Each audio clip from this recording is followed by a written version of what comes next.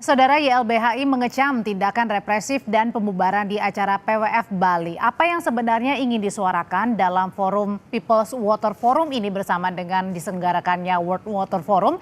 Kita bahas malam hari ini bersama Muhammad Isnur, Ketua Yayasan Lembaga Bantuan Hukum Indonesia, dan Suraya Abdullah Wahab, Antropolog Ekologi Politik Universitas Indonesia. Selamat malam Bapak dan juga Ibu.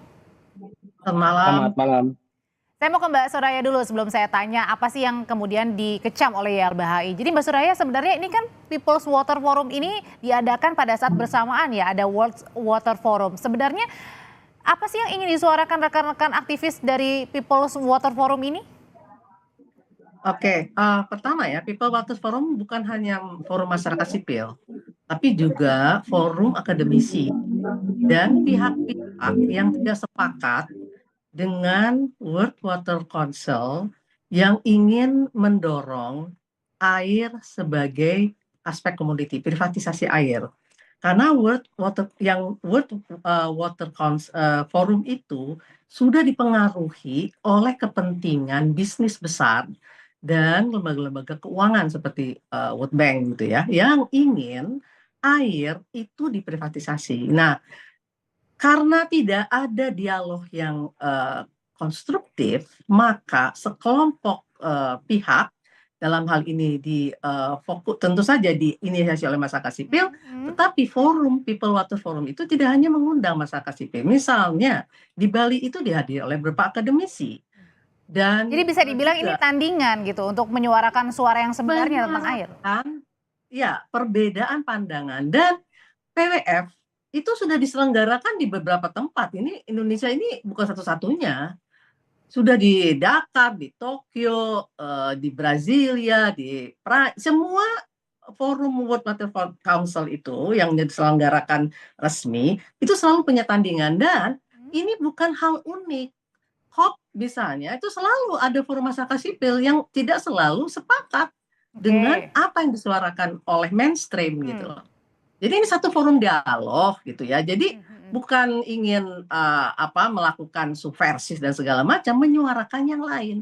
Maka kenapa UN raporter saja datang untuk mendengarkan begitu. Oke, dan waktunya karena bersamaan Bu Soraya. Tapi saya mau nanya dulu ke YLBHI. Sebenarnya kalau Mas Iswan lihat ini bentuknya apa nih?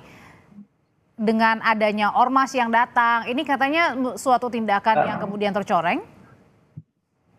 Jadi ini bukan peristiwa sekali. Ini peristiwa yang terjadi di banyak tempat berulang dan bahkan di Bali juga beberapa kali terjadi. Jadi ini udah modus yang kami temukan bahwa sebenarnya pemerintah itu semakin tidak suka dengan kritik, dengan perbedaan pendapat, dengan kebebasan berpendapat di muka umum. Jadi tidak mau ada acara lain selain acaranya pemerintah sendiri. Sangat sensitif ketika ada aktivis, ketika ada akademisi, ketika ada masyarakat sipil mengadakan acara dan berbeda dengan acara pemerintah. Jadi ini ada cara pandang baru yang mereka tidak suka. Makanya pembungkaman dilakukan dengan berbagai cara, termasuk bagi kami adalah kami menduga kuat ini adalah bagian dari rekayasa untuk membenturkan ya masyarakat sipil dengan masyarakat sipil yang lain gitu. Tapi padahal ini sebenarnya agenda negara, agenda pemerintah. Gitu. Kami mencurigai seperti itu. Rekayasa yang diduga dilakukan siapa?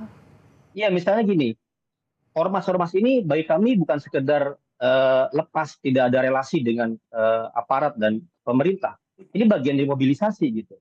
Jadi seolah-olah yang melakukan itu bukan aparat, tapi masyarakat yang lain gitu. Seolah seperti itu. Tapi itu dikendalikan, dikoordinasikan, difasilitasi. Atau setidak-tidaknya didiamkan. Karena bayangkan 3 hari mereka masuk, mengambil barang, mengintimidasi, itu didiamkan. Oh itu sudah berlangsungnya lebih dari 1 hari ya Mas ya? Bukan 1 hari, ini kan hari yang ketiga. Ini hari yang ketiga, dan itu pendiaman saja. Bahkan ada blokade terhadap sebuah tempat oleh masyarakat, nggak dibubarkan. Gitu loh. Ada banyak tamu, ada banyak narasumber datang ke ruangan, bahkan dihadangnya oleh aparat, oleh Satpol PP. Jadi bagi kami ini adalah sebenarnya ini modus lama dalam teori sosiologi konflik, sosiologi pelanggaran HAM, ini namanya persetujuan diam-diam. Jadi dilakukan seolah oleh orang lain, tapi sebenarnya oleh mereka sendiri. Sebenarnya Oke. nabok, nyium tangan gitu ya. Mas Isnur, Untuk ini menampak sebenarnya orang kita lain, tapi juga sudah mengundang dari pihak Polda Bali, namun memang berhalangan hadir. Kita juga pengen tahu sebenarnya apakah benar ada tindakan pembiaran atau enggak, tapi katanya dari pihak Polda ini memang belum ada suratnya. Betul nggak sih, ya Bu Soraya? itulah kesalahan, itu kesalahan utama. Apa kepolisian ketika melihat sebuah kejahatan harus nunggu laporan? Ada orang dipukuli, ada orang diintimidasi, orang diancam, terus kami diam aja. Padahal di situ ada banyak aparat. Terus nunggu laporan resmi gitu. Nggak bisa kepolisian ketika ada dugaan kejahatan, dugaan pelanggaran dan lain-lain, harus hentikan, membantu dong. Bubarkan orang-orang yang mau datang ke situ. Bahkan kepolisian bisa menggunakan laporan tipe A, Hmm, ya, di mana kepolisian yang lapor ketika ada kejadian tindak oke. pidana. Jadi bagi kami itu adalah dalih yang semakin membuktikan sebenarnya aparat mendiamkan. Mbak Ya, Soraya, ini kan ya, kalau dari pihak Polda Bali sendiri kan bilang ini karena nggak ada surat. Sebenarnya ada nggak sih surat permohonan izin digelarnya People's Water Forum ini di tengah-tengah penyelenggaraan WWF? yang mestinya ada ya, karena sebenarnya ini forum resmi dan mereka sebenarnya awalnya membangun MOU dengan satu universitas di Bali. Itu awalnya rencananya seperti itu, gitu ya. Nah, kalau dibilang bahwa ini ilegal, aneh juga karena ketika lihat yang UN reporter yang datang, yang ngusir itu polisi. Mhm. Polisi memfasilitasi si grup premanisme ini untuk mengusir UN reporter.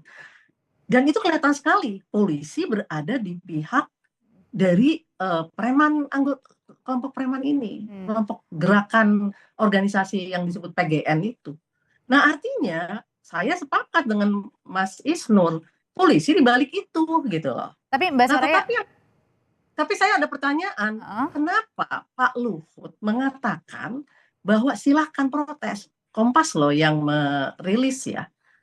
Eh, jadi antara dia menyatakan silahkan protes, tapi prakteknya begini. Ini sebenarnya di dalam negara tuh bagaimana sih sebenarnya gitu?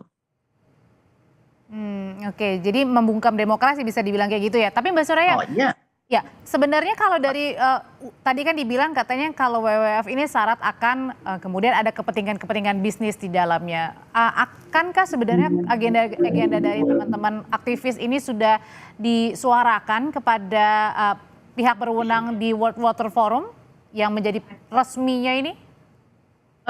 kalau kita baca sebenarnya suara-suara yang tidak sepakat dengan privatisasi itu tidak diangkat sebagai satu diskusi yang real. Makanya awalnya itu kan World Water Forum itu dibentuk tahun 1996 ya. Nah, sementara People's Water Forum itu dibentuk baru 2006. Kenapa? Karena mereka melihat diskusi ini nggak bisa diakomodir dalam forum-forum resmi. Akhirnya mereka kemudian berinisiatif membuat alternatif diskusi. Nah, jadi itu sebenarnya ujung pangkalnya. Nah,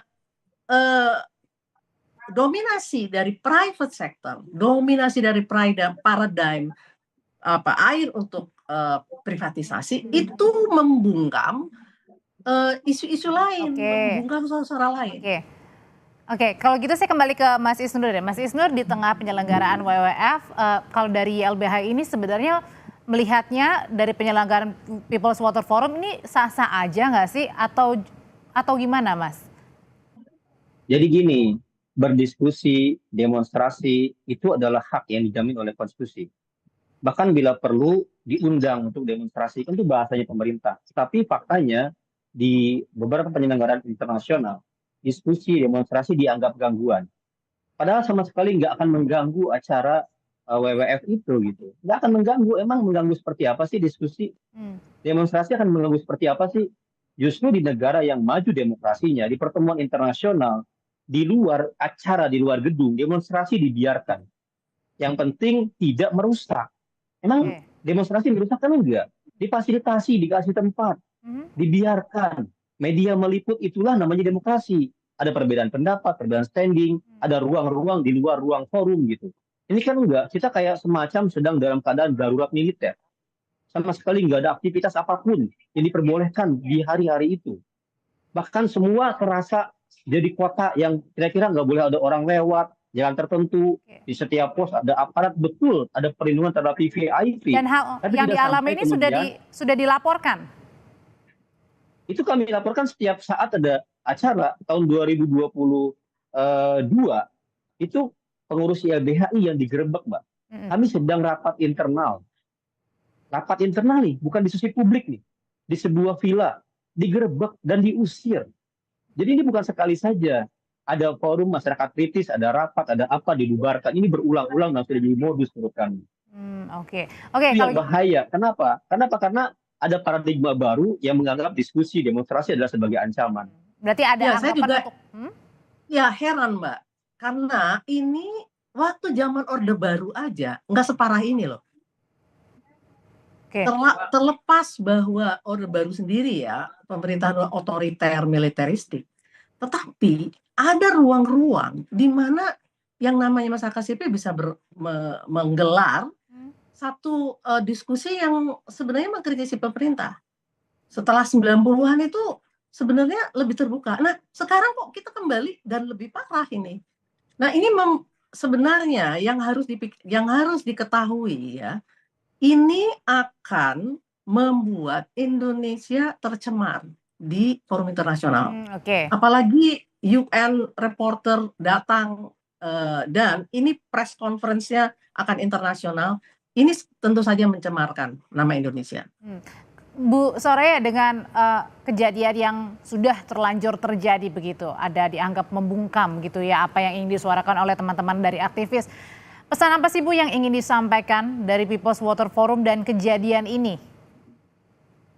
Sebenarnya seperti Mas Isnur katakan, kalau kita akan membuat forum seperti ini, berikan ruang kepada masyarakat sipil bahwa mereka bersuara dengan concern-nya sendiri, itu penting. Jadi demokrasi itu bukan membungkam semua suara jadi satu suara, enggak.